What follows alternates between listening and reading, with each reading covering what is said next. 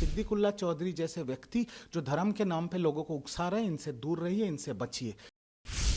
देश की सुरक्षा के लिए मस्जिद को तोड़ा नहीं जा रहा है, सिर्फ दूसरे एक जगह पे रखा जा रहा है, दूसरे एक जगह पे इनको शिफ्ट किया जा रहा है।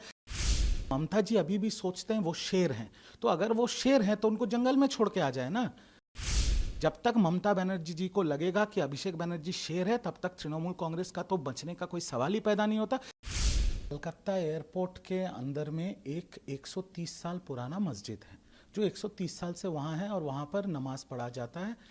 और इसका प्रक्रिया यह है कि जो नमाजी हैं वो जाते हैं, उनको CISF बस में लेके जाते हैं, फिर नमाज पढ़ते हैं, वो वापस आ जाते हैं। बट एक चीज़ समझना पड़ेगा कि ये जो मस्जिद कलकत्ता एयरपोर्ट के अंदर है, ये अंतर्जातिक एयरपोर्ट है, हवाई अड्डा है, जहाँ जो बांग्लादेश और चाइना के एकदम नज़दीक का वाला एयरपोर्ट है। ये 3 टायर सिक्योरिटी एयरपोर्ट है, जहां पर देश के प्रधानमंत्री, देश के गृह मंत्री सफ़र करते हैं।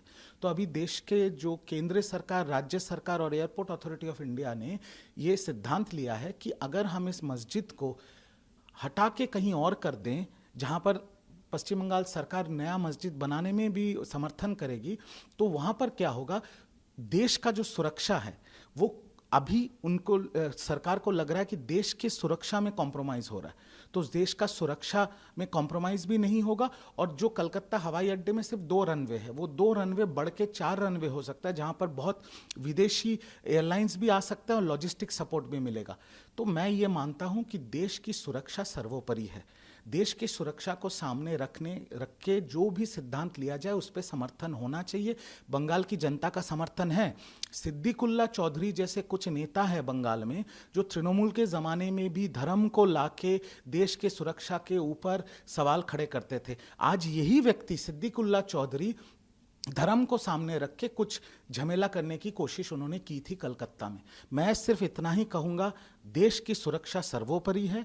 यहाँ पर कोई धर्म का मसला नहीं है, ना किसी धर्म को ठेस पहुँचाया जा रहा है। और मेरी निवेदन होगी कि सिद्दीकुल्ला चौधरी जैसे व्यक्ति जो धर्म के नाम पे लोगों को उकसा रहे हैं, इनसे दूर रहिए, इनसे बचिए। देश की सुरक्षा के लिए मस्जिद को तोड़ा नहीं जा रहा है, सिर्फ दूसरे एक जगह पे रखा जा रहा है, दूसरे एक जगह पे इनको शिफ्ट किया जा रहा है, जिसको बनाने में पश्चिम बंगाल सरकार भी समर्थन करेगी। तो इस पे मुझे लगता है सबका समर्थन होना चाहिए।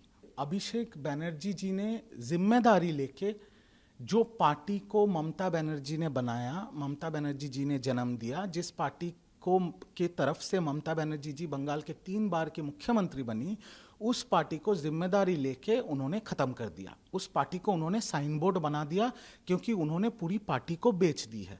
पर ममता जी अभी भी सोचते हैं वो शेर हैं, तो अगर वो शेर हैं तो उनको जंगल में छोड़ के आ जाए ना, तो उनका तो राजनीति में कोई जगह नहीं है। और बाकी लोगों का बात छोड़ दीजिए, मैंने पहला इस बारे में बात किया था 9 मई को, जिसके वजह से मेरे को पार्टी से निलंबित किया गया था। और आज के डेट में ममता बनर्जी के 40 साल पुराने साथी, अनुब्रत मंडल हो या मदन मित्रा हो, सब उनको छोड़ के जा रहे हैं और सब बोल रहे हैं अभिषेक बनर्जी। क्योंकि अभिषेक बनर्जी जी ने कभी राजनीति नहीं किया, उन्होंने कभी छात्र राजनीति नहीं किया, युवा राजनीति नहीं किया, कभी संगठन नहीं किया। उनको सब नेताओं के ऊपर और हम जैसे कार्यकर्ताओं के ऊपर थोपा गया था और नेता उनको बनाया गया था आईपैक जैसे एक संस्था के द्वारा, जिन्होंने पैसे के लिए पूरी पार्टी को बेच दी और पूरी पार्टी को उन्होंने खत्म करके आज साइन बोर्ड बना दिया। जब तक ममता बनर्जी जी को लगेगा कि अभिषेक बनर्जी शेर है, तब तक तृणमूल कांग्रेस का तो बचने का कोई सवाल ही पैदा नहीं होता। पर अगर ममता जी इस शेर को जंगल में छोड़ के आ जाए, तो शायद 10-15 साल में तृणमूल कांग्रेस का जिंदा रहने का एक चांस बन सकता है। सेशन तो हर सेशन बहुत महत्वपूर्ण होता है देश के लिए। तृणमूल कांग्रेस के 20 सांसद NCPI में चले गए हैं, जो NDA को सपोर्ट करेंगे। खबर ऐसी आ रही है कि शायद लोकसभा से और 2 सांसद NCPI ज्वाइन करें आने वाले दिन में। राज्यसभा के 3 सांसद टूट गए, वो अभी भाजपा के सांसद बन गए।